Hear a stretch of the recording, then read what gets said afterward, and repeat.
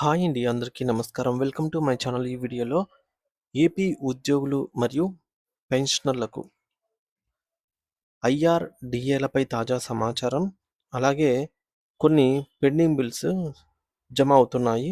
Check చేసుకోండి. Friends, వివరాలన్నీ వీడియోలో తెలుసుకుందాము. వీడియోని చివరిదాకా చూడండి ఫ్రెండ్స్. అప్పుడే ఇన్ఫర్మేషన్ పూర్తిగా అర్థమవుతుంది.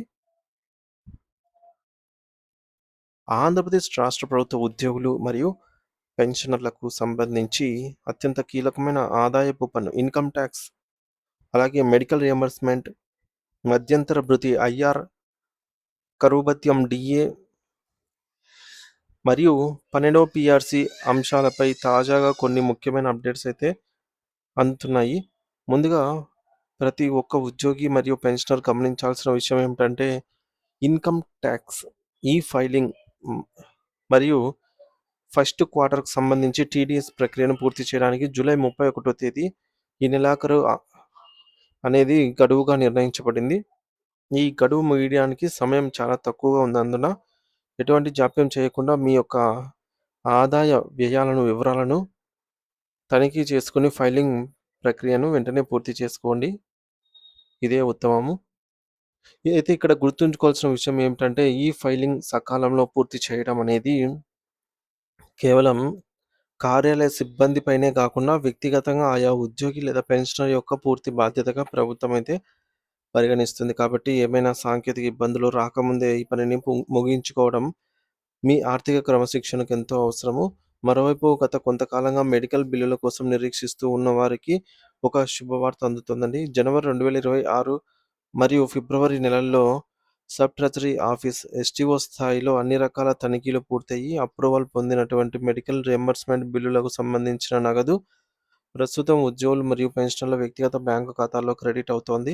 మరి ఈ మధ్య కాలంలో చాలామంది మిత్రులు తమ మెడికల్ బిల్లుల పరిస్థితి ఏంటని సోషల్ మీడియా వేదికగా మరియు కామెంట్ సెక్షన్లో అడుగుతూనే ఉన్నారు. కాబట్టి ఆయా నెలల్లో బిల్లులు సమర్పించి ఆమోదం పొందిన వారు ఒకసారి మీ బ్యాంకు ఖాతాలను లేదా ఆన్లైన్ స్టేటస్ను తనిఖీ చేసుకోవాల్సిందిగా కోరటమైనది. అనారోగ్య కారణాల వల్ల ఆసుపత్రి పాలై సొంత నిధులు ఖర్చు చేస్తున్న వారికి ఈ యొక్క నగదు జమ అవ్వటం అనేది కొంతమేర ఆర్థిక ఊరటనిచ్చేటటువంటి విషయం అని చెప్పవచ్చు.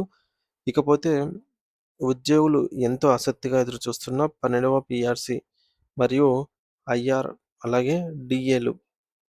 ఈ విషయంపై ప్రభుత్వం ఒక స్పష్టమైన వ్యూహంతో ముందుకు వెళ్తున్నట్టుగా కనిపిస్తోంది. ఉద్యోగ సంఘాలు నిరసనలకు సిద్ధమై రోడ్డెక్కకముందే, అంటే వారిలో నెలకొన్న అసంతృప్తిని చల్లార్చేందుకు ప్రభుత్వం ఒక పక్కా రోడ్ మ్యాప్‌ను సిద్ధం చేస్తుందని సమాచారము. ముఖ్యంగా అక్టోబర్ నెలలో జరగనున్నటువంటి మున్సిపల్ ఎన్నికల దృష్టిలో ఉంచుకొని ఓటర్లుగా కీలక పాత్ర పోషించే ఉద్యోగులను ప్రసన్నం చేసుకునేందుకు ఆగస్టు నెలలోనే కొన్ని కీలక నిర్ణయాలైతే తీసుకునే అవకాశం ఉంది. దీనికోసం ఆగస్టు నెలలో ఉద్యోగ సంఘాల నాయకులతో ప్రభుత్వం కనీసం 2 లేదా 3 సార్లు చర్చలు జరపాలనైతే భావిస్తోంది. అయితే ఈ చర్చల్లో గ్రూప్ ఆఫ్ మినిస్టర్స్ తుది నివేదికను సిద్ధం చేసిన తర్వాత చివరగా ముఖ్యమంత్రి గారితో జరిగేటటువంటి పంచాయతీ లేదా సమావేశంలోనే తుది నిర్ణయం వెలువడే అవకాశం ఉంది.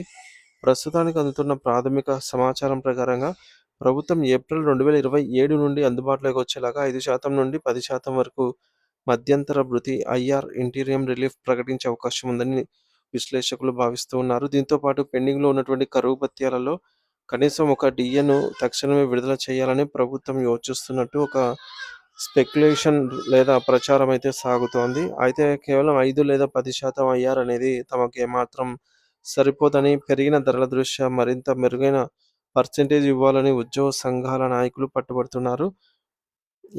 ఇందుకోసం వారు తమ భవిష్యత్తు కార్యాచరణను కూడా సిద్ధం చేసుకుంటున్నారు.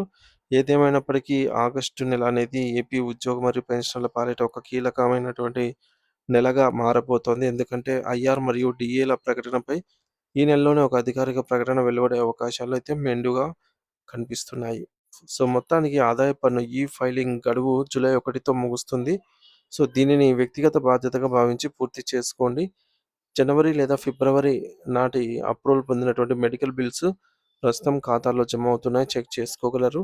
అక్టోబర్ మున్సిపల్ ఎన్నికల దృష్ట్యా అక్టోబర్ నెలలో, ఆగస్టు నెలలో ఉద్యోగ సమస్యలపై ప్రభుత్వం నుండి సానుకూల స్పందన వచ్చే అవకాశం అయితే ఉంది. ఏప్రిల్ 2027 నుంచి 5% నుండి 10% వరకు ఆహ్, ఐఆర్ ఇచ్చే ప్రతిపాదన పరిశీలనలో ఉండగా, సంఘాలు మరిన్ని ప్రయోజనాల కోసం ప్రయత్నిస్తున్నాయి. ఒక పెండింగ్ డీఏ తక్షణమే విడుదల చేసే అవకాశంపై ప్రభుత్వ వర్గాల్లో చర్చలు జరుగుతూ ఉన్నాయి.